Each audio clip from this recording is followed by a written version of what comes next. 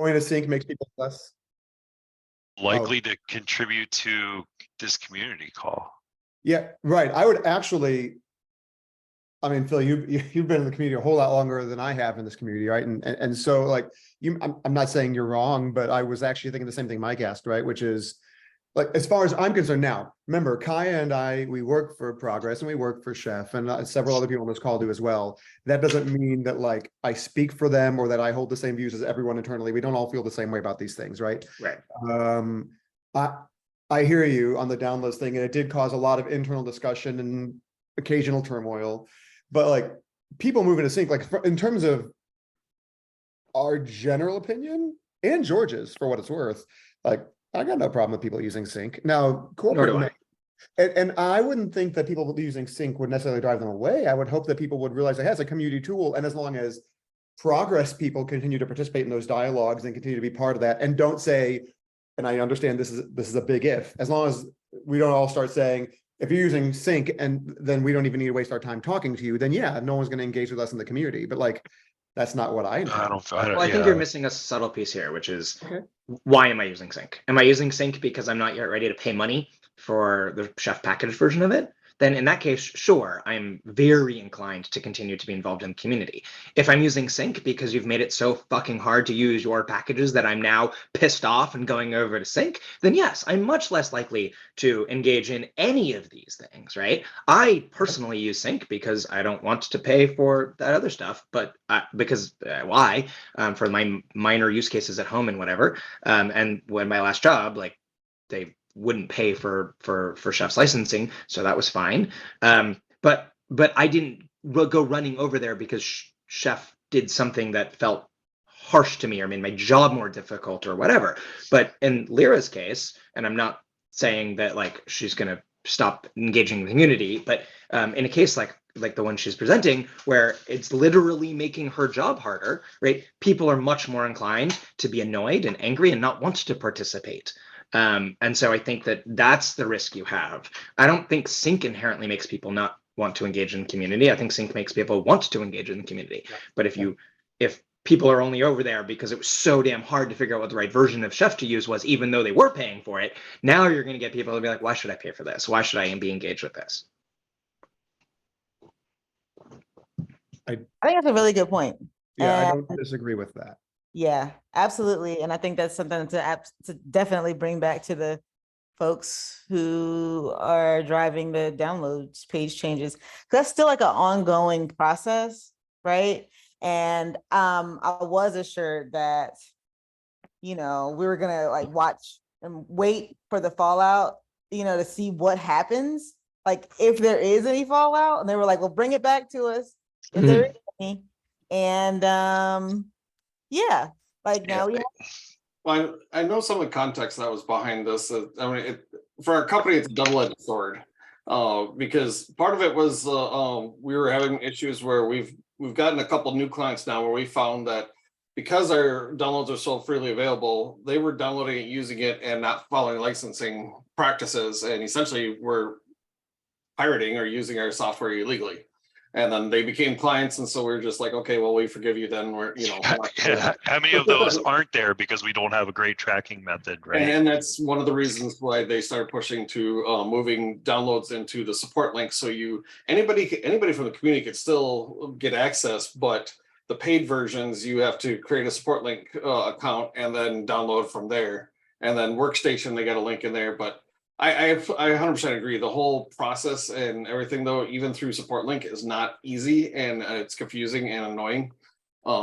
It's really annoying internally because we don't have support link accounts because we are tied to, at least from the sales perspective, tied to the system behind it. So we can't even log into the downloads page or the licensing page. I'm actually more concerned that it's annoying to Phil and Lyra than I am that it's annoying to me and you. And I say every month this about Lyra is I love watching your screen because you're like me and you wear your heart in your sleeve. So I'm like watching you like dying to say something. So like, please do.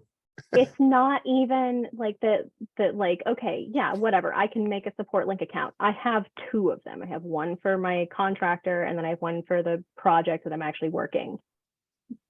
The one that is for my contracting company, is not attached to an account, I cannot, even when logged in with a support link account, cannot see any versions of any of the products available for download.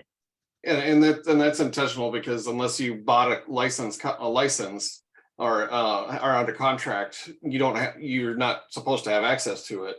So that way people have to be working with I us. can't even see the versions that are freely available to the community. Dude, there are, Well, and dude, more the- importantly- the only versions that are freely available to the community are 14 point whatever. Right. I can see 0. Well, those are in a different place, right? Well, Yeah, but those- also I think it's worth pointing Apparently. out here that, let's say What? somebody makes an account because they're interested in knowing what versions are out there.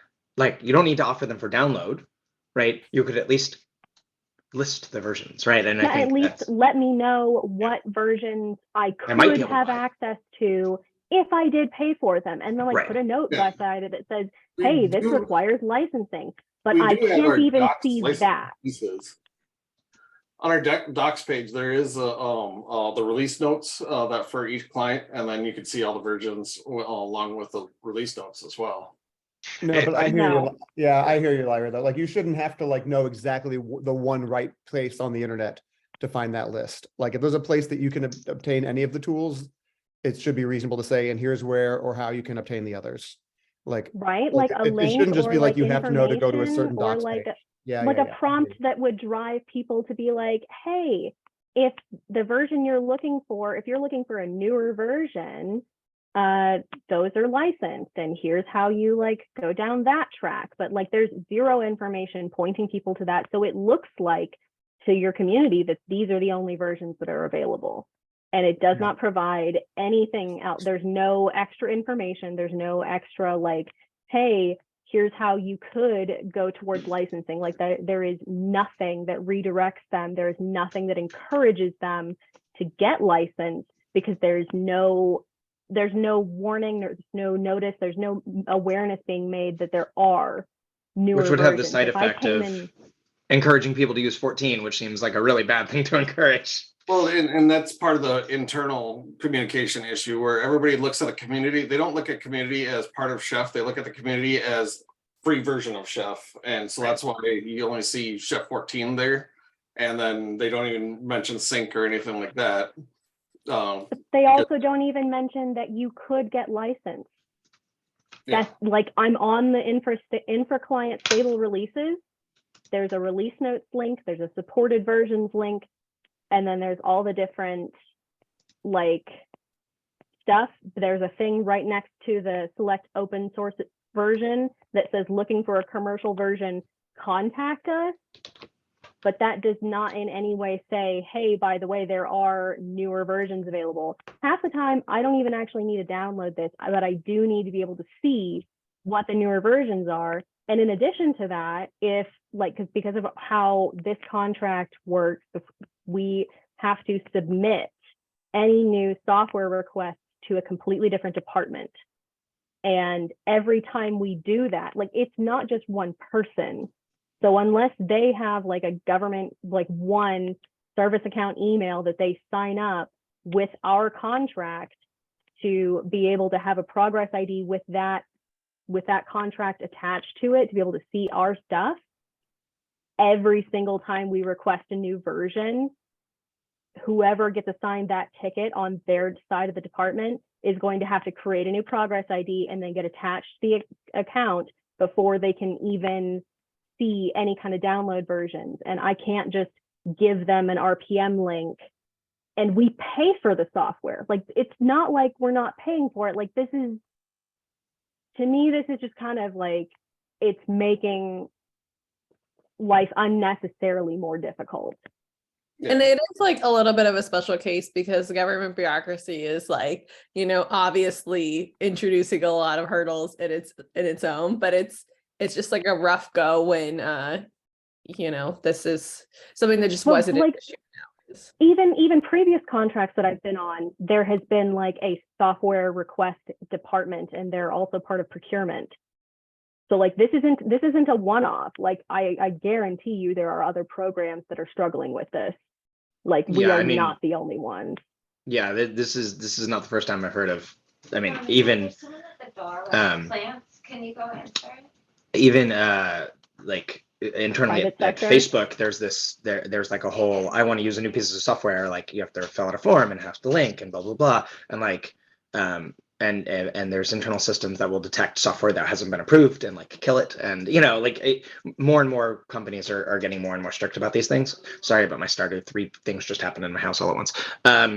And so I think that this is much bigger than just a government contract. Like if you're doing this anywhere, and God forbid you're doing this as a contractor for lots of companies, like this just gets pretty painful. And so yeah, I think this is definitely worth revisiting. Yeah, I would Especially definitely since it would be encourage like to. every contract, I'd have to have a different Progress ID login that was attached to each contract to be able to get those RPMs. Yeah, I would highly encourage you to bring something up to your CSM for your account and see if they can escalate that internally. Because yeah, like we said, we've been complaining about stuff, and the more it comes from different sources and everything, and especially customer related, the more likely it's going to get attention. And one thing that I think is probably useful for stuff like this is start by, and we can like work, and like a bunch of people who seem to have experience with this can probably work together, but like write up a pretty detailed issue on GitHub on like all of the use cases that make this incredibly difficult for both a paying customer and a non-paying customer, and then take that to your CSM, and everyone can take that to their CSM and raise that, and then there's one correlating ticket for people to see and add to, but like lots of different CSMs being like, hey, this is a problem, and rather than trying to explain this to your CSM and someone else trying to explain it to their CSM, if we can have like a really detailed, very clear issue on GitHub that all the CSMs can point to, I think that'll probably be helpful.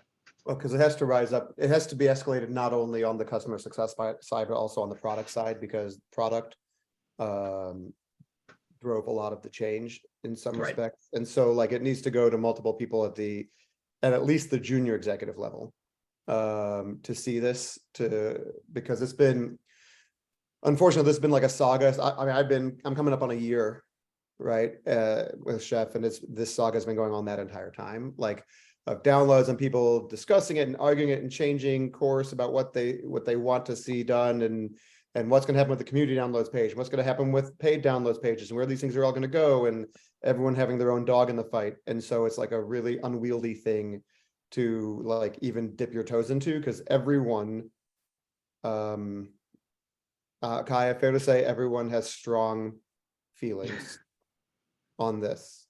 Right. And now whether they can articulate those strong feelings or why they have them is a different question. But they have them. And that's why I think writing this down in a central place where lots of people can point to it, and Jeff, you can point to it when you try to raise this, and George can point to this when he wants to raise this. Like if all of these use cases are sort of documented somewhere centrally, I think that will help, because our use case will be more well articulated than other use cases at that point. Because as I understand it, most of the internal arguments are spoken and not written, and so it's easy for those to get lost. But if ours is written down, it's a little bit easier to continue to point to it. I think it's a great idea. So if anyone here or others that you talk to in the community are dealing with this, and you want to create issues, just when they're filed. I don't necessarily always see all the GitHub issues and things going on all the time. Like it's not what I'm generally paying attention to on a day-by-day basis. So like send those over to me and Kaya too, or drop them in the advisory council channel in Slack or something. Like when you file it, be like, and here it is. So we can keep them in a central place and know they're there. Because then to your point, we can create some sort of an aggregating ticket that points back to all of those other ones and expand it as we hear. So make sure that we all see them. Okay. This has already happened when I joined, so this is great. This is the conversation I stepped into when I joined the meeting. Right. Well, this is good stuff. This is good stuff. Absolutely. Like I'm glad we're getting this feedback. Me I too. have another complaint. Oh, good. Yeah, go ahead. So I get that version 17 dot whatever of the Chef Infra client isn't really anybody's priority. But on GitHub, there's up to version 17.10.59 tagged as a GitHub release, but the pipeline that builds, I assume, based on naming convention, I assume the pipeline that it's supposed to be building the RPMs and actually releasing them has not succeeded since version 17.10.3. This is known. The 17 build pipelines are totally broken. And so the priority was to get 18 out the last version of 18 out the door. And then there was the next priority was to get for 16 out the door only because there was customers waiting on it. And now most of engineering, as I understand it from George and from Corey and from other people, is that like almost all the work is going to 17 to get those build pipelines working. So you should see a 17 release out sometime soon-ish. It's the only thing we talk about in our PR weekly release meetings. So like, there's a large backlog of backports that need to get into 17 and other bug fixes that are waiting for the pipeline to get fixed. Like that false warning that it's end of life as of like 8 days ago. It's not anymore. That's it's a lie. Yeah, there was a PR that was just merged to try and fix that, but yeah, obviously the released version still has that out there. And if you look at GitHub, you'll see John McCrae has 1 of 25 through 25 of 25. And that whole stack of PRs is just literally backporting build fixes from 18 to try and get that build pipeline working. So it's that pipeline was well and truly screwed. And there's a lot of people working on that. I am not one of them, but I can at least tell you that I know that there are people working on it, because every week the first question I ask is, how's the 17 pipeline going? And every week it's, we're getting there. So you are not alone. Side note, permissions wise, I get that it's probably like internal, and I get that it's probably locked down. From using GitLab, I was like, oh yeah, normally like I can just click on a pipeline and I can at least find data saying when the last time it ran successfully was. That's locked down. Can you not? No. I know that was broken for a while, but and I complained about it. I even filed an issue about it, and I'm not internal, so I couldn't fix it. But I've been able to see all the build pipeline stuff for a month or two. I can click a tagged version, and then I can click the jobs, and then I can scroll down to find the released one. But I cannot click the released one. It says you don't have permissions to see this. So somebody is looking into a similar, let me throw the issue that I filed for this into Slack. And if you can just sort of confirm whether it's pile the onto same that, issue. That would be, I think that would be fantastic. Okay. Because this is the stuff that drives me absolutely friggin' nuts. I'll find it for you eventually. Yeah, that's fine. Having an answer is nice. Like, I'm still like heated about the downloads page, because it is not a big warning. It's like one little line, and it's not bold. It's like it's not obvious. And like, I feel like someone had mentioned, if like without a big warning that, hey, this is only community available ones, and there absolutely are newer releases that are like licensed versions, this is going to make it look like, if you're, I don't know, someone who's new to Chef, this is going to make it look like 14 is the latest available, unless you know better. I've also argued too about like people being able to just even test out Chef and the latest version of Chef, as well as people going through learn.chef.io and trying to go through the modules and learn Chef. Typically you got to download the client and stuff like that, where now how are you going to do that now? Exactly. Right. And Workstation.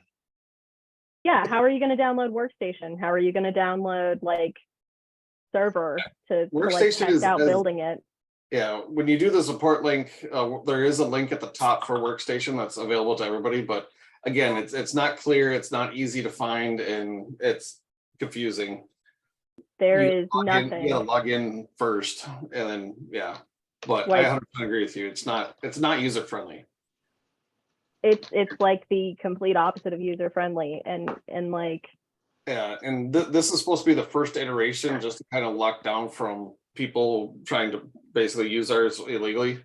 Because this is part of a larger project to eventually get all downloads through that support portal and make it also because eventually they're also gonna, even programmatically, you're gonna have to provide some sort of credentials to access. And then that's fine. also for us to But have the a means of website better used to distribute show premium you what the latest version was, and when you tried to hit the download link, it would prompt you for credentials. Yeah, It does not even do that now. I cannot even see those versions. yeah, they mainly because they still have to work out building it, but essentially they have to build a whole new API to interact with Salesforce and then whatever webpage they create for it. Is that gonna affect the Omnibus portal at one point or API at one point? Sometime in the future, but Because that's gonna severely affect the sous chefs.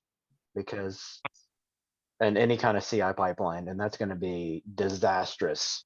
yeah, If I you- know they're not just gonna willy-nilly, break everything for everybody, they're gonna eventually work with us, but it's also been, it's not something that's, I know, being the most actively worked on because of other priorities that have come up. So when they get to all that, I don't know. I know the very last thing that they're looking at is impact to community, and because we have a lot of customers as well that use the programmatic access and stuff like that. And They already did. I mean, It already impact. I'm Like it's talking about already doing it. It's already a problem. yeah, I guess I'm talking more like programmatic access. So like if you're using the install.sh script or like Chef Client Updater Cookbook, those kind of things, that which a lot of people do, that there is going to be the last thing that they break.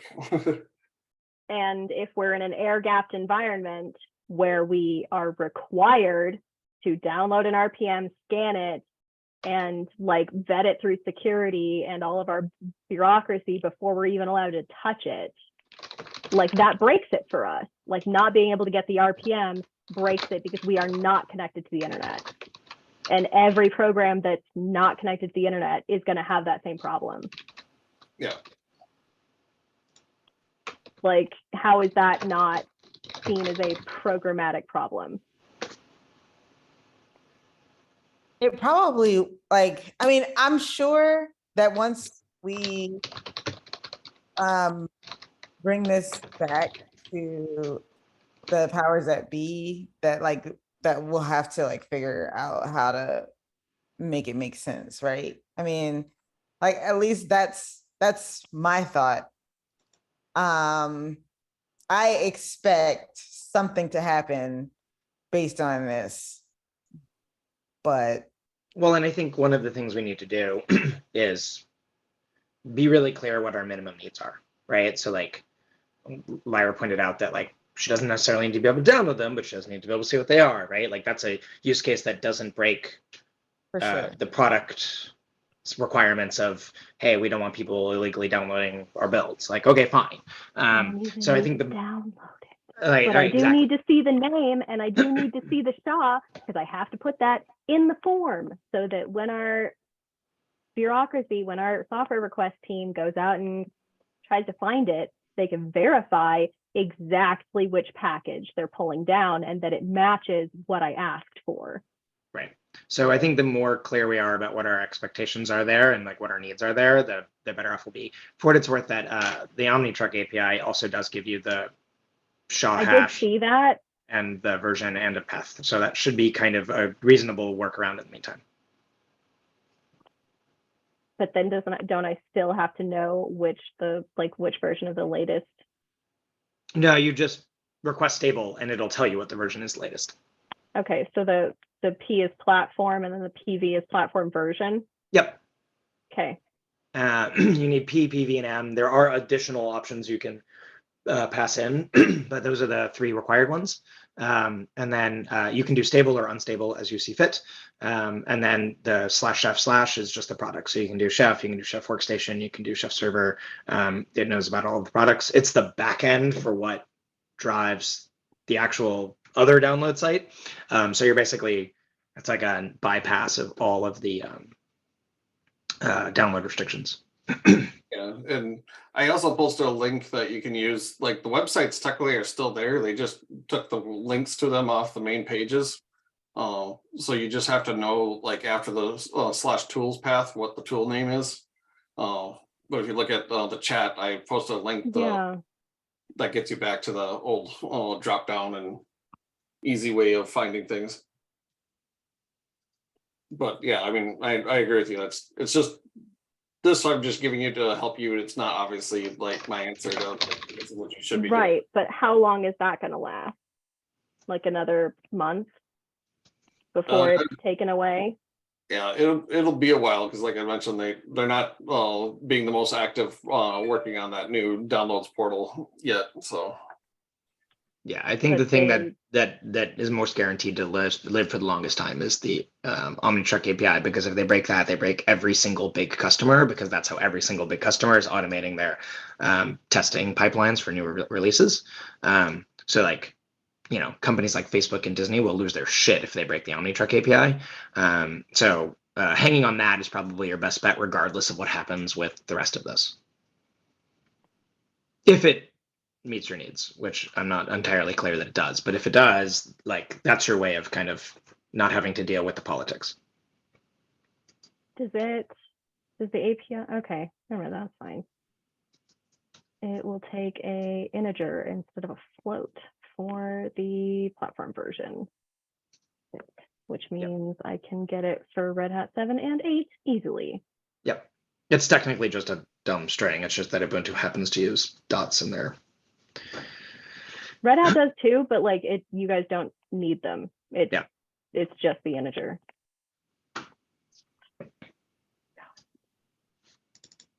I don't know if they're gonna go for that. We'll see how they respond. It's always kind of a toss up because it's like they're like our request department is so removed from us. Like they're not just assigned to our program, it's like above our program level. So it's like the software request people from like for like our whole division, I guess. Like we'll see. I'm hopeful, but not excited. So just to kind of put a bow on that one, does somebody want to start like a Google Doc and we can kind of hash out a definition of the problems, a definition of the minimum requirements, and then we can put that in an issue that people can then escalate through their various different channels. Yep. I can create a doc now and share it. It's a good starting point. And then we can kind of put a pin in that until we hash that out. I imagine Jeff has, or other people maybe have other things that are on the agenda. That is true. I didn't want to cut this out though. I wasn't trying to like stop it. It just seemed like we'd kind of come to a reasonable. So yeah. So wait, Kaya, you're gonna create a doc and share it? Yes, I'm creating a doc right now. Okay. And maybe share the link in the Slack channel or something, then everyone can get to it and cool. Yeah, I mean, beyond that, I can't, obviously, neither of us can promise any specific outcomes. I mean, the one thing I can't tell you, Lyra, and everyone else, is that this is like there's so many people who have created vested interest in this whole initiative that like, and a lot of people, even people internally were frustrated with a lot of things that were happening with it. So all we can do, I mean, this is good and it's important. Like, it's important to know that it has already created real issues and real problems, because that feedback is valuable. So we'll see what happens with it. happier news. I think I wasn't on last month, was I? Was last month while I was in Seattle or something? I think I missed last month's. Yeah, we did. I think, yeah. I think so. I think it was while I was at the MVP summit. I was up in Redmond. So I Yep. couldn't get on. Okay. So I actually have like real legitimate positive news on the Chef Comp thing.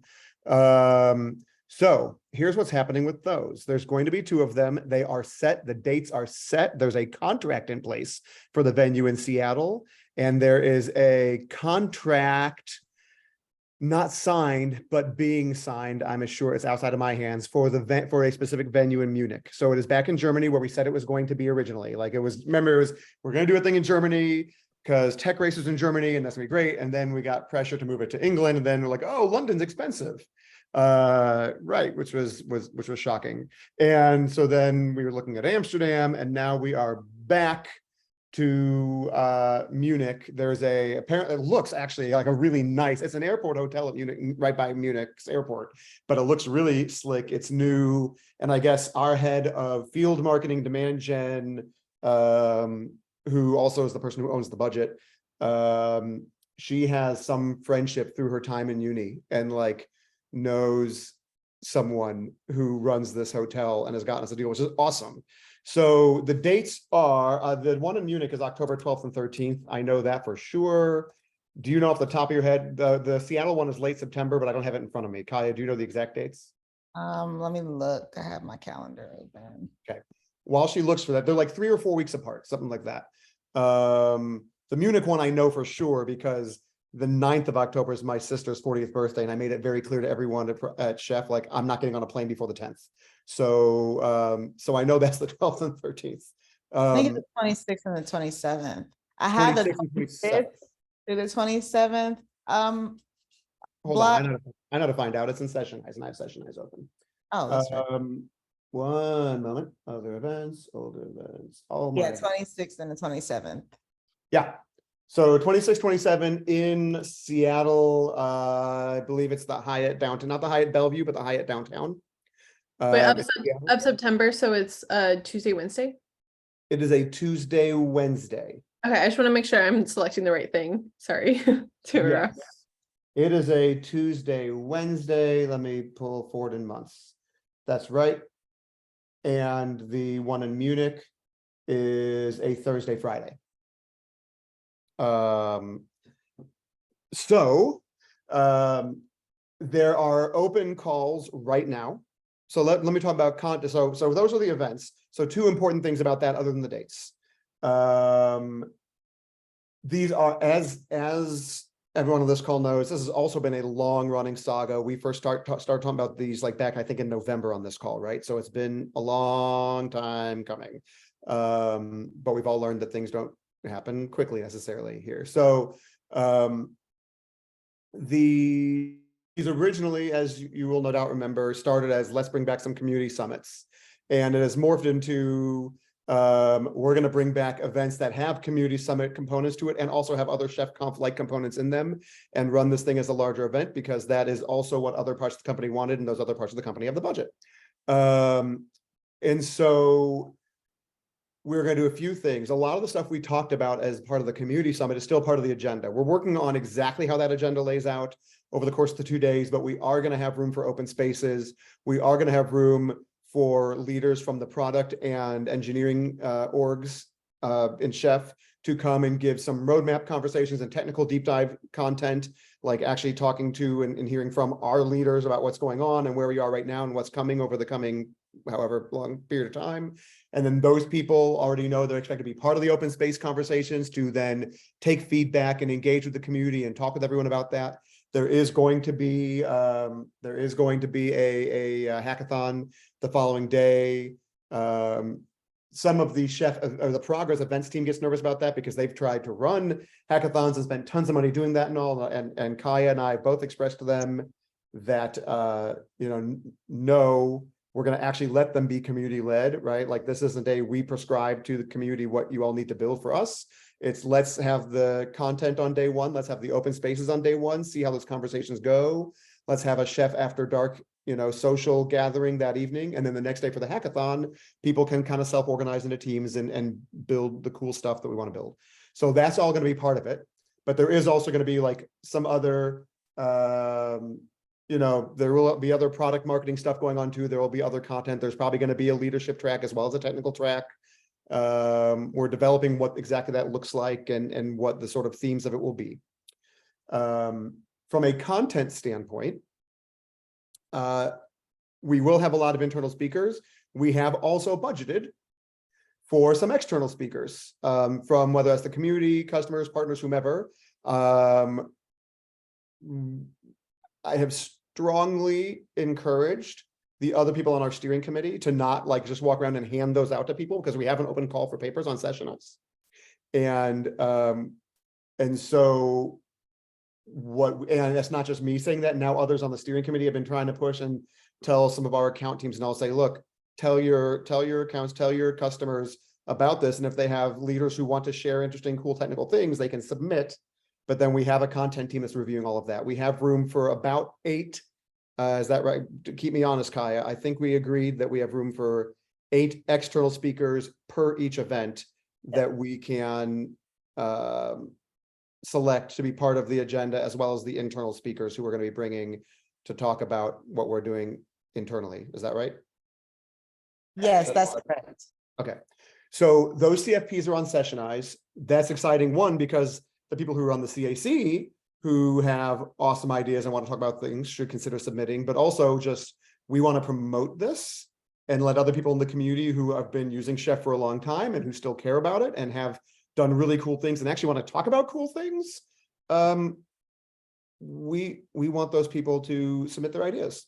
I will share, I can put it here, but I'll just share it in the community channel. I'll put it in Slack. And at some point we'll probably promote it through the more general channel too. But if you haven't used Sessionize before, it's pretty easy. You create a profile, you create some abstracts, and you drop them into our CFP. So just know that that's coming. And officially the CFP is open at least through this month. And I think we might be extending that longer. There was some discussion this morning about also having an opportunity for people to offer like DevOps Day style Ignite talks, if people want to do that, because I know they're really popular. I like them. However, there's been a little bit of pushback for that, because the general feeling at the VP level is, hey, let's make sure we fill out our agenda for the main stuff first, and then if there's room, do the Ignite talks. But just know that I'm still actively promoting the idea of having them, and so if we can, they'll be there. So just let those ideas simmer too. I know that gets Mike excited because Mike likes Ignite talks a lot. Yeah, we're gonna run Ignite karaoke at After Dark. At least that's my hope. For the Chef After Dark at Chef. I hope so. Yeah. Well, that'd be cool. I'd be totally down for that. I think that'd be fun. Okay. So that's what's going on the content side. Registration is going to open, Lord, we hope soon. Here's the full transparency. And yes, I'm aware this is being recorded. The full transparency on that is, procurement is hard. And we want to use Eventbrite for it because it's easy and we've all used it before, and it's like a standard, and it's very affordable because we don't have to pay like a big licensing chunk or anything. We just pay like a small percentage per transaction. So from our standpoint, where budgets are still very tight and we're trying to do this, it would be the ideal alternative. But we don't currently have, Progress does not currently have an active Eventbrite account or contract, which means that getting it requires going through legal review and data security review and all these different things. And we're going through that, and we are trying to get approval from legal and from the CISO to get that going quickly, because the alternative registration, we have an alternative, but it's way more expensive. And we're trying not to chew up budget that we don't really have space to chew up. So we're trying to figure that out. As soon as we do that, we're going to set up registration and get it open. We want, again, I don't, because I'm not even on the correct computer right now. It's buried over here on this other computer. We have some pricing info. I want to make sure I don't say the wrong thing, but then again, I'll share that with this team and with others as I know for sure.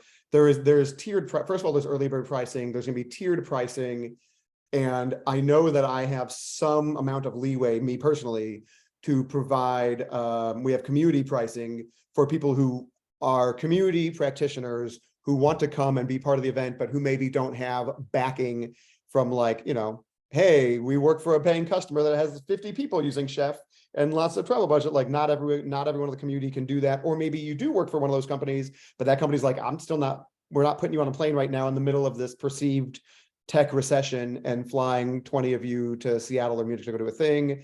So I'm going to have limits to how much of that I can do. But I do have community pricing available for people who are in a situation where they don't have company or employer backing to get them there. So we do have that available as well. Because I don't want it to be priced to a point where people can't come. And we've made that clear with corporate from the beginning. So that's the deal with it. So like for real, those are the days. For real, they're actually happening. For real, we've started promoting it internally and even externally a little bit. So like that's it. Like it is happening and we're not changing it. Which yeah, I agree, Stephanie. Like I'm excited because it's been like a long time coming. You may have said it, but I missed it. Is the community stuff in the hackathon you mentioned after or before? Or in the middle? Okay, so the hackathon is it's all being done as part of a 2-day. They're both going to be 2-day holistic events. Like they insist on calling them Chef Conf. I know we've talked internally about some of the danger there, but that's what it is. So they're going to be smaller than traditional Chef Confs, but they're going to have some of the same flavor and idea, and maybe they'll be bigger than we think. But they're going to be 2-day events where those things are kind of happening in parallel. So there's going to be like I'm sure there'll be an opening where they're going to want nothing else going on during the very opening, because like that's just going to be the Chef and the Progress way. They're going to want like a thing where everyone comes to see Sundar and says hello, and we have a quick welcome, and here's what's going on in the next couple of days. After that, we're going to have the ability to split things out. So there'll be a leadership track or an executive type track or whatever, and then simultaneously there will be a technical track.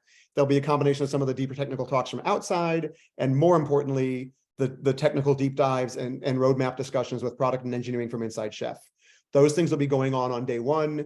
And I've been working to try to massage and figure out the best way to do it, because I want to make sure we have at least a solid couple hours or more in the afternoon, like in the day one afternoon hours after that content's been heard, to do the community open space type area where everyone can sit around and have discussions and say, oh, here's a HAP discussion and here's infra and here's stuff about like the contributing and how that works, or build pipeline, whatever, sync, whatever it is, have open space discussions there.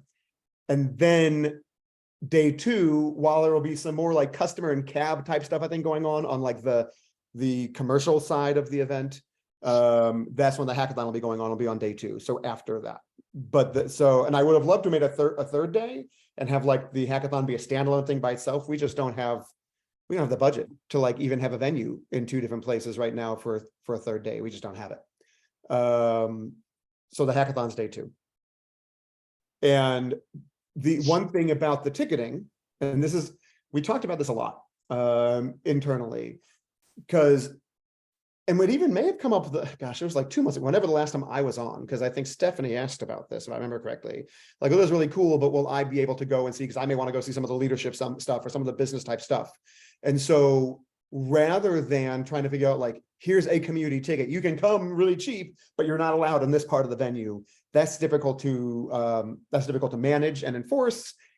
I think it's exclusionary. Like, we're going to have people who are going to want to come on, who maybe are going to be getting tickets bought by their employer to come to this thing. We're going to say, wait a second, there's some cool technical stuff and community stuff over here, and they're going to want to come and participate in that. So it's all one ticket. So if you are registered and you want to step away from like, hey, I'm hanging out in some open spaces, but you know what, there's this one thing I really want to hear this person talk about that over there in that room, you can get up and go check it out and come back and freely float. It's a single ticket for the event. The community side of it is just we are making sure that there's community pricing available for that class of attendee, if you will, who has a demonstration, who has a need. Because we don't want people to just not come because it costs too much money. That's not the reason I want people to not show up.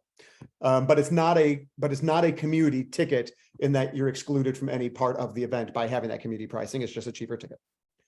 There was a thing that traditionally for all chef comps and community summits, well, community summits used to be free, so I guess just chef comps, where if you had contributed in the last year to the code base, you just got a free ticket. And so that may be a thing worth considering. I can ask. So just thought I'd throw it out there.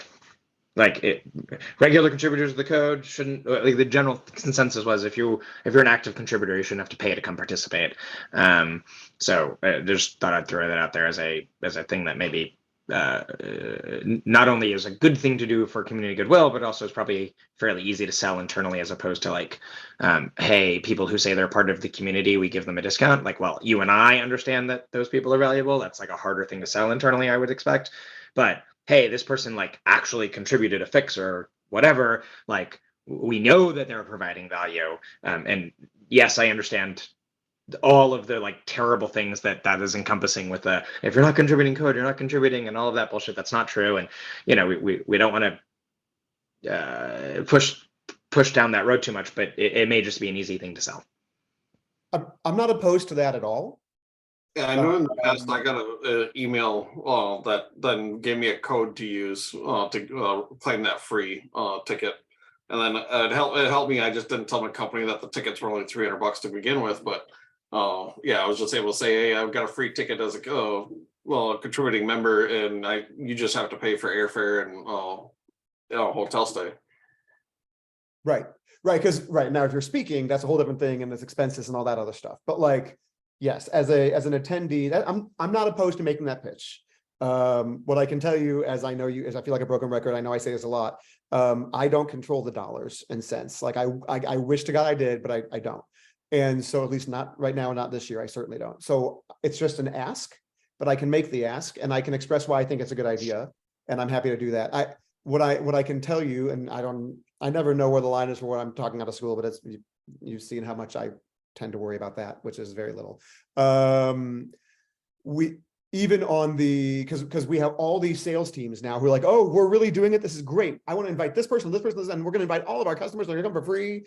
And there's been a lot of pushback, and it's come down to like what the push has been from events and from like the corporate side that's funding it.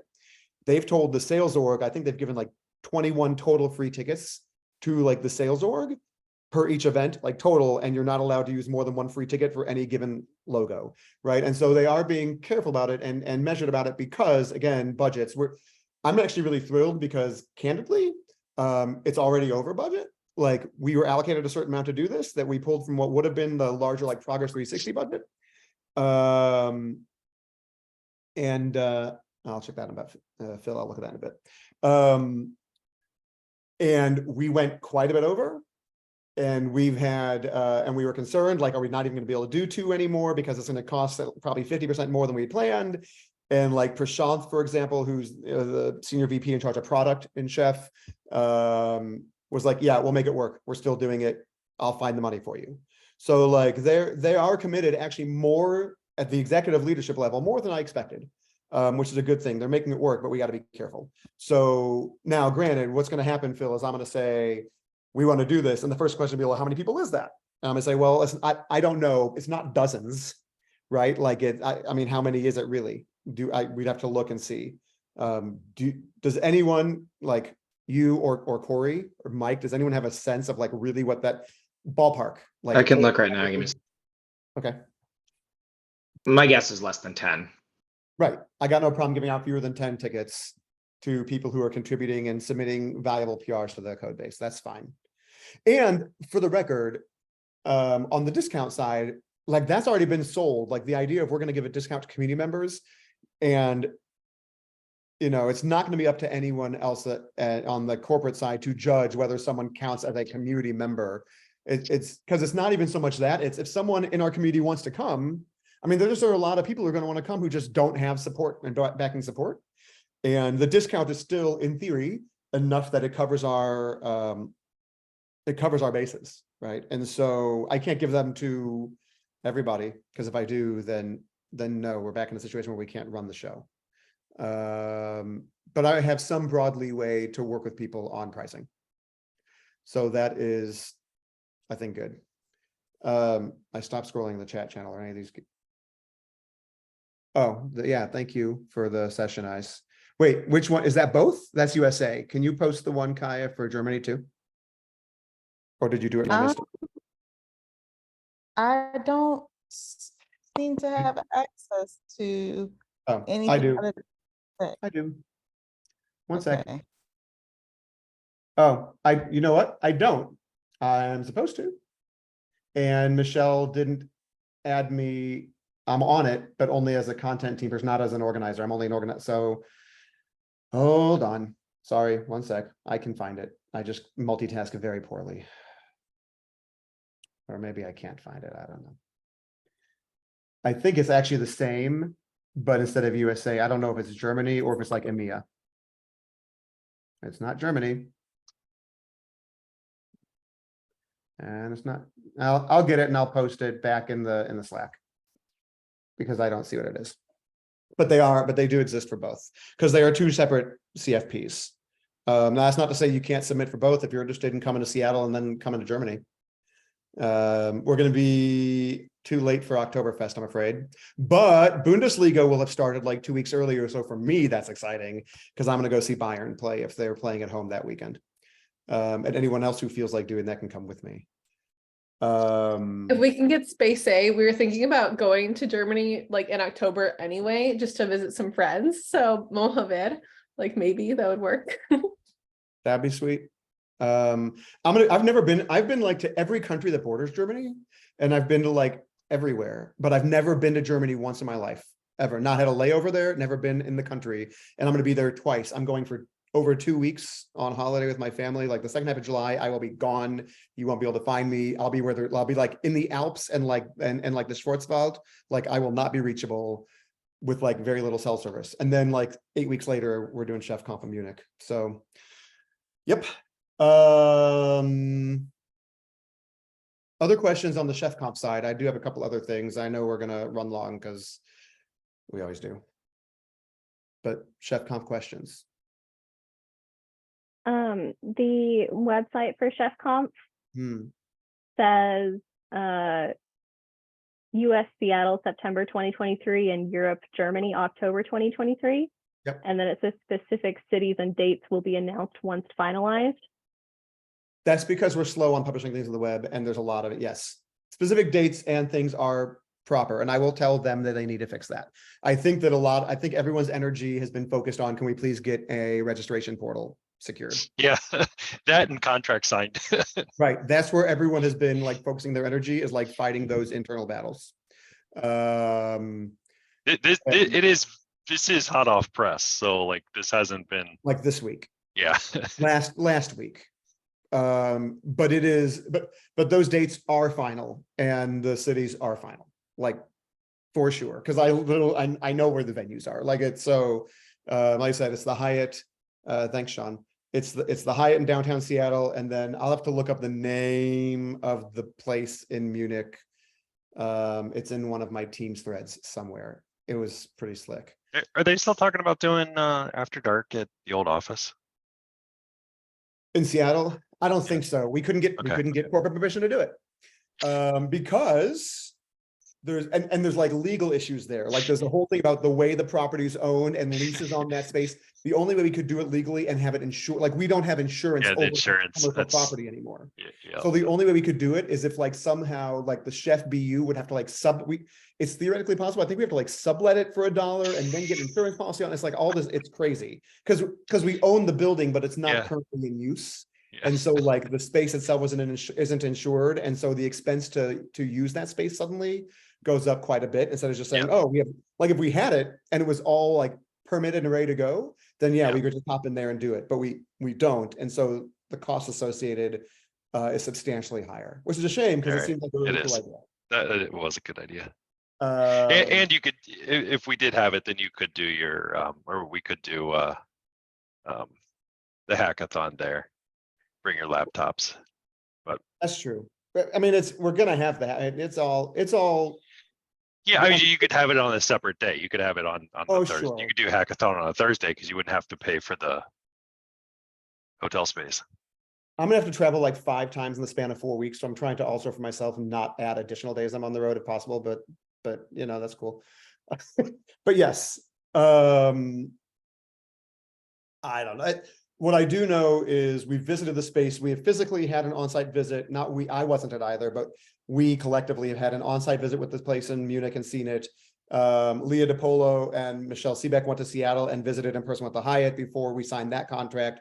We've seen it. We have a floor plan and layout, so we know we have the space and how things are gonna shape up. So like it's done. We just haven't published. Yeah, the website itself needs to be updated. And I think that the hold on that is we need to get certain things done. David Crosby in Canada with the polite hand. What's up? I saw the call for papers ends June 1st, but some Gonna companies. extend it. Okay, because I can put in a request, but I have no idea like if/when I'll get feedback. If that's the case. So From you mean from Facebook to be allowed to join to come. to talk about various things. Oh. Clearance, if you will. Yes. Sure, yes. Okay. I mean, look, you put it in the notes. Okay.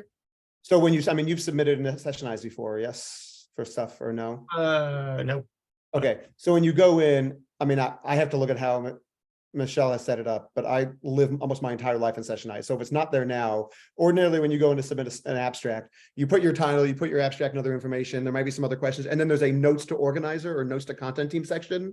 So that's additional stuff you can put that the review team will see when we're reviewing, but that will not make it into like the published, like it's not visible. So to the extent that you can share some, you can't share everything, but to the extent you can share things internally with us that there's more than you can share publicly or can put in an abstract yet, but less maybe than you say internally, that's fine, whatever you can say, so we understand.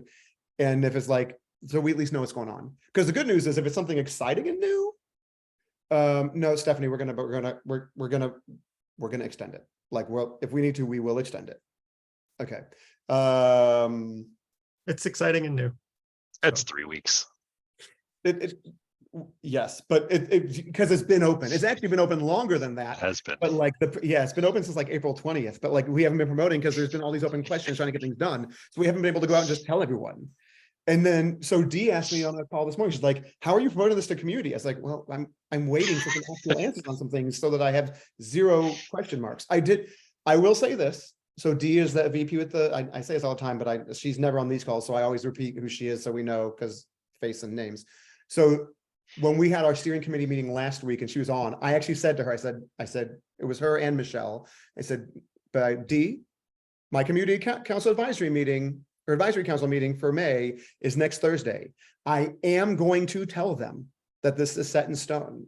I am going to tell them that they can promote it and let people know what's happening. I am going to tell them that registration will open soon. I am going to tell them the call for papers is happening and that we know for sure it's happening. If you're going to make a liar out of me, I need you to tell me that now. Like I must know because I'm going to tell them. And she says, no, it is happening. It's done.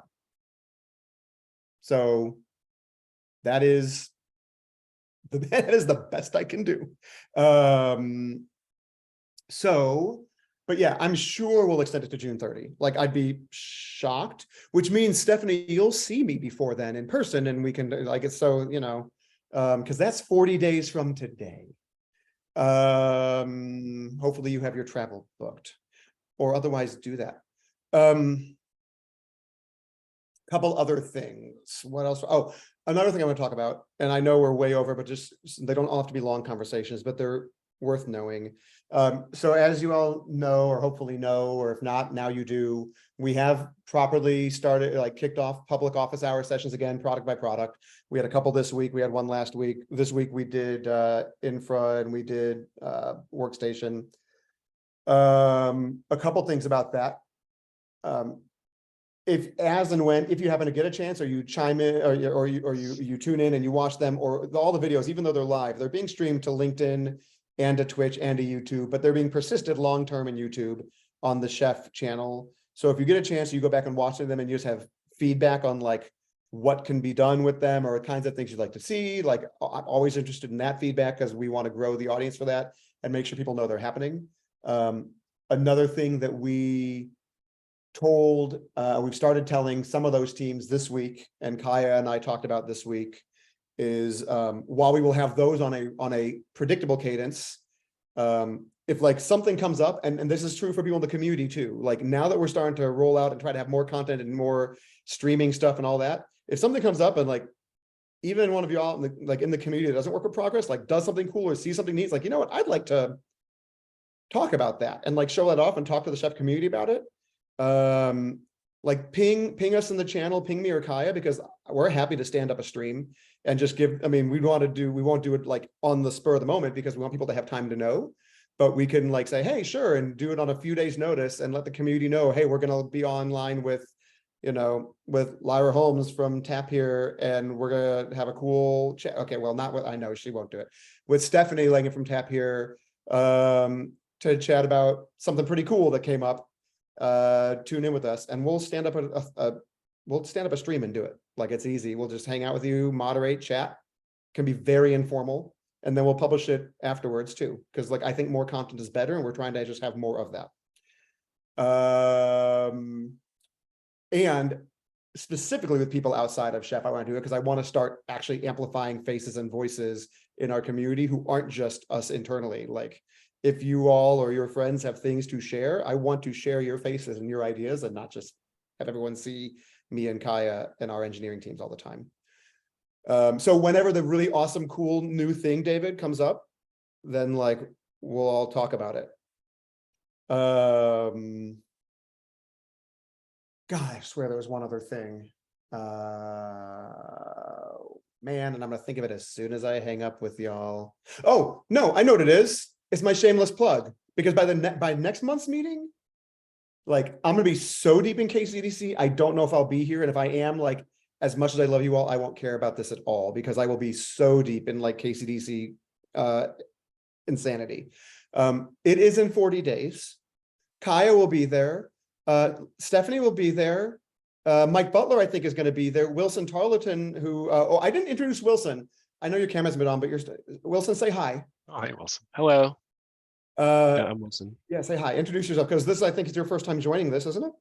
Yeah, that's correct. So yeah, my name is Wilson. I'm associate director with a consulting company called Protivity, and I've been lucky enough to be the leader of our chef partnership that we just signed last fall. So Mike and I are tied to the hip right now. We're working on generating pipeline and sales, and I've been learning chef more than I ever thought I would. And I'm also very fortunate to be selected as a presenter at KCDC. So thank you. I mean, as I told you, I mostly recuse myself from like people where I have a vested interest. So your aspect was just good and it got in. But I'm excited you're coming. So yeah, Wilson will be there. So if you just feel like coming and hanging out with like 2,000 of your closest developer and DevOps community friends, that's June 21st or 23rd, and it's in Kansas City. And I can give you discounts on tickets because I'm in charge. So that's kind of fun.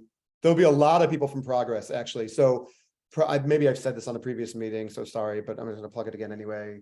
So technically our developer digital experience, whatever we call that BU, is actually sponsoring. UX. So that's like Telerik Tools and Kendo UI and all. So they are sponsoring at our highest tier. So like Progress is going to have like a 400 square foot like vendor space that we're pretty much turning into like a casual lounge area to actually sit, have a snack, visit with people. So it's gonna be less like show off booth and more like a cool place just to lounge in the sponsor area. I mean, we'll have demos and stuff up, but like, then it's just be like a hangout and meet people area. But because Chef has so much presence also, we will also be a part of it. So there's like 5 or so people coming from Progress, at least on the DX side, 3 people who are speaking, and from Chef, in addition to like Mike or Kaya speaking, Wilson speaking, George Westwater, who I think most of you have met at one point or another, George is speaking, Brian Loomis, who's another director in engineering, is giving an 8-hour workshop on architecture.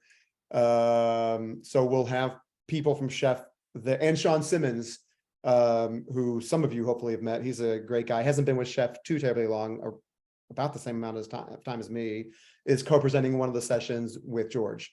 So there'll be like tons of people, so you can come hang out in person, and like it'll be fun. It's a big party. It's really exciting. So that's my plug there, because the early bird tickets are only available till May 22nd, so it's 11 days, and I'll still give discounts for people after that. But like, they can't be as good at discounts.